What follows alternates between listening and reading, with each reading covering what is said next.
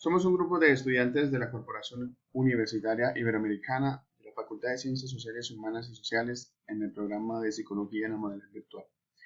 Mi grupo de estudio está conformado por el compañero Johnny Jainover Moreno Ladino y quien les habla, Arlinson González Sánchez. En este caso les hablaré de las teorías del aprendizaje en el ámbito educativo. En primera instancia encontramos la teoría conductista. Esta teoría nos dice que el aprendizaje se adquiere mediante el uso de mecanismos de estímulos y refuerzos asociativos gracias a los sentidos, permitiendo alcanzar un conocimiento al asociar ideas o pensamientos con otros procesos cognitivos. Pozo Pacheco, Bárbara Miranda y Otani Enrique 2020 indican que otra forma de aprendizaje es que el docente garantice que los estudiantes adquieran los conocimientos relacionando los estímulos con respuestas, siendo estas reforzadas permanentemente para que sean duraderas. Básicamente de eso nos habla la forma del aprendizaje de la teoría conductista. Conceptos y el proceso de enseñanza-aprendizaje que se da desde este enfoque. En primera instancia tenemos que las acciones que acompañan el proceso de aprendizaje a través del método conductista son el condicionamiento, es decir, el aprendizaje es condicional, los estímulos, se refuerza el aprendizaje, también se da la asociación de procesos cognitivos y la recompensa. En otro lugar tenemos que este enfoque se centra en realizar un proceso de aprendizaje relacionado con los estímulos y refuerzos con el fin de obtener una serie de adaptaciones positivas para el alumno o el estudiante. Los elementos que encontramos en este proceso según la IMA 2005 son: se aprende asociando estímulos con respuestas. El aprendizaje está en función del entorno. Sí, se da el aprendizaje que está en función de su entorno. Dice que el aprendizaje no perdura en el tiempo, o sea, no es duradero, necesita ser reforzado constantemente para que no se pierda.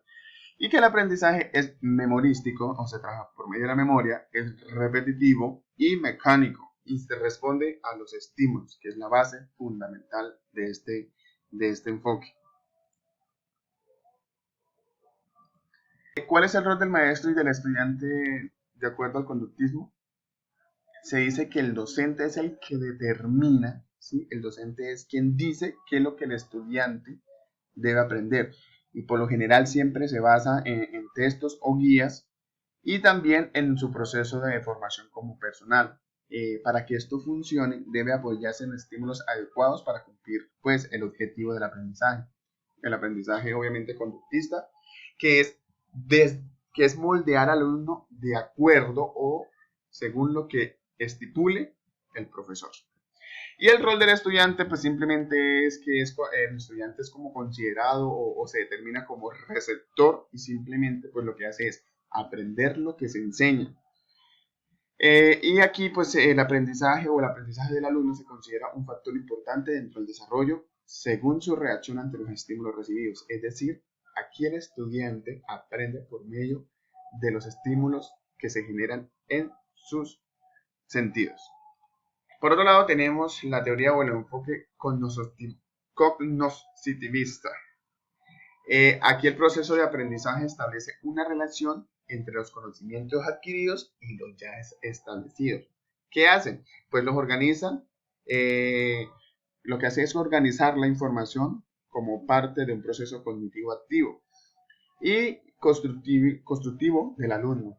Permite construir una representación interna que se ajusta a los procesos mentales y pues almacena como parte de las actividades propias del cerebro, ¿sí? Es como esa capacidad de cognición o de procesar y guardar la información. Pues según el autor Katwich, la idea principal es que mientras aprendemos estamos en una constante reestructuración o una constante reorganización de la información, y esta información se le llama estructuras o también se le pueden decir esquemas.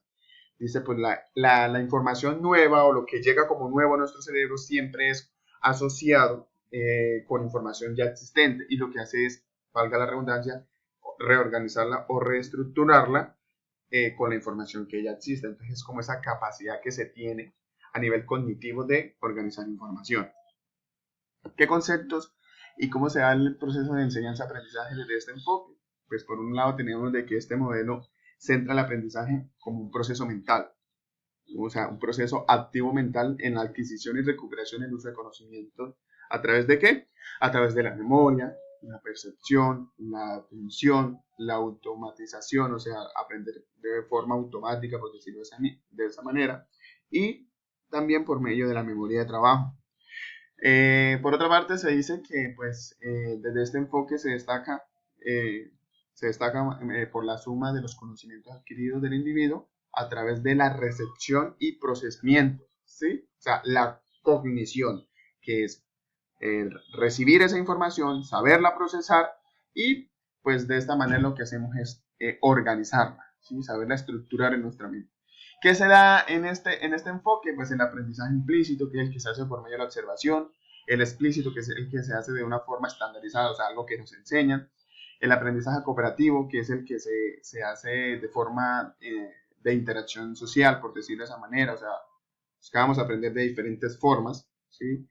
Aprendemos varias habilidades de aprendizaje, y el aprendizaje asociativo, que es el que hacemos cuando a pequeños pensamientos o estímulos los relacionamos a un comportamiento, y esto pues nos genera una conducta, ¿sí? O sea, es como ese proceso de aprendizaje.